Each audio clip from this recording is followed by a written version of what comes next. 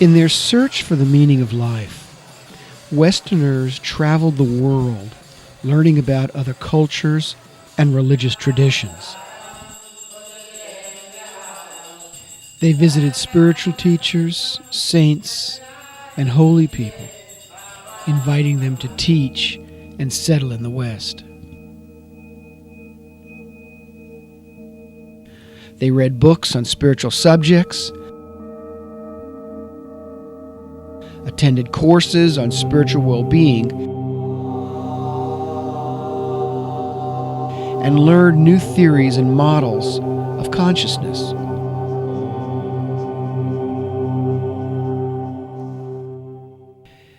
This Eastern influence brought new words and ideas into the English language that described various meditative states of awareness.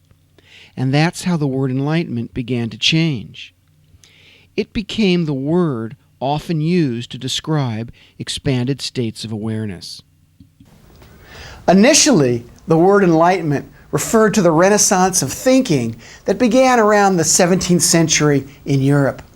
It meant to free oneself from ignorance and superstition, using the powers of your intellect to reason and logically figure out the truths of life. Now, in the 21st century, the word enlightenment continues to mean going beyond ignorance. However, now, going beyond ignorance also means to go beyond the limitations of reason and logic, and using the powers of focused concentration and meditation to reveal what the Zen Buddhists and the other explorers of consciousness call direct knowing or direct experiencing of reality. In the 1970s, Zen Buddhist meditation teacher Philip Kaplow translated the Japanese word satori into the English word enlightenment. Kaplow says satori is the elevated state of self-realization that all Zen meditators aim for. This is also the state of consciousness that practitioners of the Enlightenment Intensive Retreat set out to experience.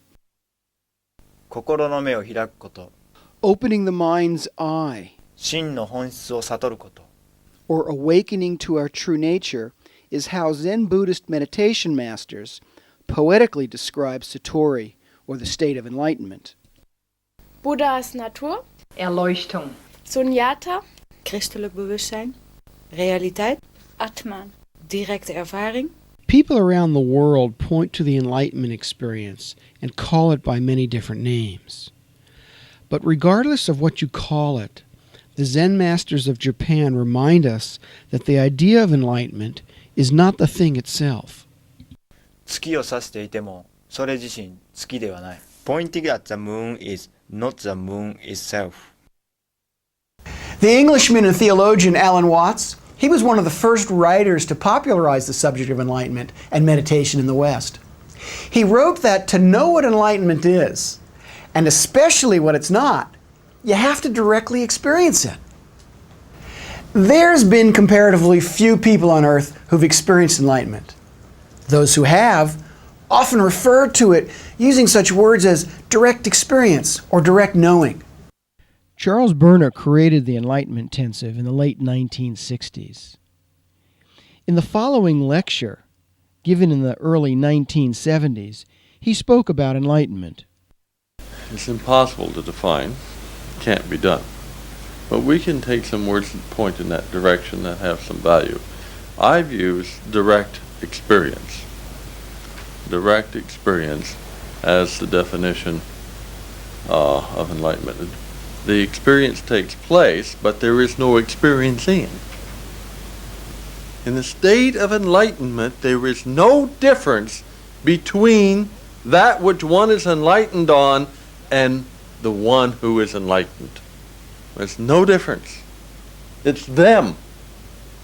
It and them are the same. There's no separation. And there's no sense of having come into that experience. The process which one has been going through is no longer applicable. In a booklet called Enlightenment, Charles Berner wrote that enlightenment is the direct experience of the truth. He wrote that a direct experience occurs by no way or no via, not by seeing, thinking, believing, deciding, reasoning, or feeling. Jeff Love has directly experienced enlightenment for himself. Jeff was one of the early participants and leaders of the Enlightenment Intensive Retreat and began facilitating these retreats in the early 1970s. Jeff talked to me about what enlightenment is and described briefly some of his personal experiences. What word could you use aside from enlightenment for the process that people go through? Well, of course you could use awakening. You could use higher consciousness or more consciousness. But the problem is that there is no word in English that I know of that is as accurate. Because enlightenment means to bring the light of consciousness into something. And that's as accurate as I could get. I tried for years to think of other ways of saying enlightenment intensive or enlightenment, because it's such an off-putting word. It has so much connotation with it. It's so unreachable as a word for most people. But I think it's the most accurate. Enlightenment is the direct experience of the truth. There's an assumption there, for those who have not experienced it yet, that there is something outside of the way we experience it that exists beyond our experience of it. It exists of and to itself, beyond how we see, conceive of it, sense it, know of it, believe in it. All of those are by means of, by way of, ways of knowing. Enlightenment is a direct, immediate. The way it's classically described is that there's an at-oneness. There's no difference between the observer and the observed. It is the same in that moment of experience. It's self-evident truth. And we can find it only by clearing the mind, the emotions, preconceived ideas, beliefs, get rid of all of that, and suddenly what is real, right here and now, always in the present, comes into focus. It's always surprising. This incredible thing happening in your heart, opening up more and more, and then suddenly, at some point, you're just there. You're presenting yourself to your partner. You're not answering a question.